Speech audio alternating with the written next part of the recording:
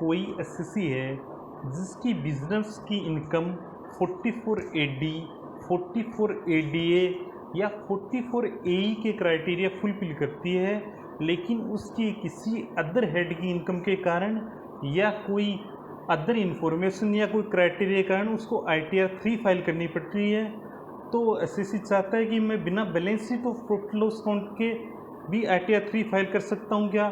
जी हाँ, बिल्कुल कर सकते हैं। यदि आपकी बिजनेस की इनकम 44 एडी, 44 एडीए या 44 एई के क्राइटेरिया फुलफिल करती है, तो आपको बैलेंस शीट या प्रॉफिट लॉस अकाउंट की ज़रूरत नहीं है, यदि कोई और इनकम नहीं है जो जिसमें बैलेंस शीट और प्रॉफिट लॉस अकाउंट की रिक्वायरमेंट हो। तो उसके लिए अपने को क्या करना होगा, मैं यहाँ पे इनकम टैक्स के पोर्टल की प्रोसेस बता रहा हूँ। सेम प्रोसेस भी आपके यदि किसी सॉफ्टवेयर में फाइल कर रहे हो तो उसी में भी सेम ऑप्शन होंगे, वही सिलेक्ट करने होते हैं, लेकिन वहाँ पे अलग जगह दिए हो सकते हैं। मैं यहाँ पे इनकम टैक्स पोर्टल की प्रोसेस बता रहा हूँ। तो इनकम टैक्स पोर्टल पे सबसे पहले अपने को फाइलिंग सेक्शन में जाना है और वहाँ पे जनरल इन्फॉर्मेशन में जाना है। जनरल इन्फॉर्मेशन में ऑडिट इन्फॉर्मेशन का एक कॉलम आएगा, उस कॉलम में जाएंगे तो कुछ क्वेश्चंस आएंगे, उस क्वेश्चंस में अपने को यस नो फाइल करना है और वो देखना है कि कौन सा कॉलम अपने को सिलेक्ट करना है। ये ध्यान रहे, यदि गलत कॉलम सिलेक्ट कर लिया तो अपने को नोटिस आ सकता है। तो इन कॉलम्स को अच्छे से देख लें और पढ़ के ही सिलेक्ट करें। हो सकता है इनकम टैक्स में बाद में कुछ कॉलम में थोड़ा एडिशन या डिलीशन हो जाए या चेंज हो जाए, तो ध्यान रहे। चले सबसे पहले अच्छे से क्वेश्चन को पढ़ें, उसका आंसर दें। यहाँ पे सबसे पहले क्वेश्चन है कि are you liable to maintain accounts as per section 44 AA। तो अपने को यदि 44 AD, 44 ADA या 44 AE में इनकम दिखा रहे हैं तो अपने को नो करना है। और दूसरा कॉलम आता है कि अपने 44 AD, 44 ADA या 44 AE में इनकम डिक्लेयर कर रहे हैं तो उसको यस करना है। फिर तीसरा क्वेश्चन आएगा ऑडिट के लिए लायबल है या नहीं है, तो अपने को ऑडिट के लिए लायबल नहीं है तो नो कर देंगे। उसके बाद में आएगा कि आप ट्रांसफर प्राइसिंग में ऑडिट के लिए लायबल हैं या नहीं है, तो यहाँ भी नो कर देंगे।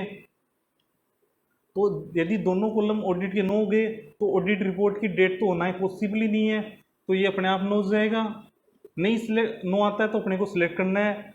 और इसके अलावा किसी भी इनकम टैक्स एक्ट के अलावा किसी भी एक्ट में यदि ऑडिट होती है तो अपने को बैलेंस शीट फाइल करनी पड़ेगी। यदि नहीं होती है तो यहाँ पे नो कर दें और इसको सेव कर दें। मैं यहाँ पे सेव इसलिए नहीं कर रहा हूँ, मैंने बाकी इन्फॉर्मेशन वगैरह यहाँ पे फिल नहीं किए हैं, तो मैं बाद में इसको फिल करूँगा, उसके बाद में सेव करूँगा। यहाँ पे फिर अपने को कंफर्म कर देना है और कंफर्म करने के बाद अपने को समरी में वापस आना है, क्योंकि अपने को ये तो हो गई इन्फॉर्मेशन।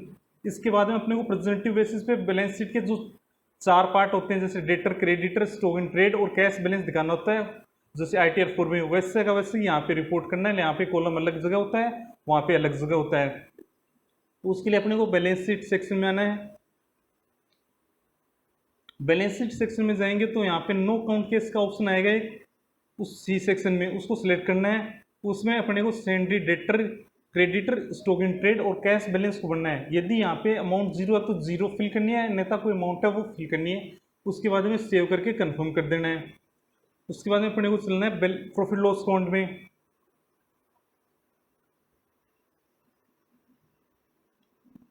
प्रॉफिट लॉस अकाउंट में जाएंगे तो वहाँ पे प्रेजेंटेटिव बेसिस का इनकम का ऑप्शन कॉलम आएगा, उसको सिलेक्ट करना है।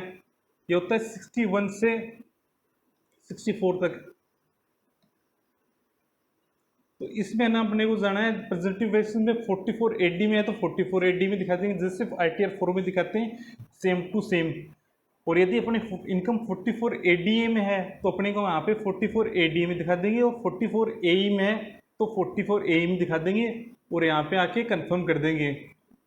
इस प्रकार अपन को ये डिटेल भरनी है। इसके अलावा जो भी कोई इन्फॉर्मेशन है अदर इनकम के अकॉर्डिंग, जैसे कैपिटल गेन की है या अदर सेक्शन, अदर हेड की इनकम फ्रॉम अदर सोर्सेज है या कोई और इन्फॉर्मेशन है, वो अपने को फिल करनी है और ITR 3 को सबमिट कर देना है।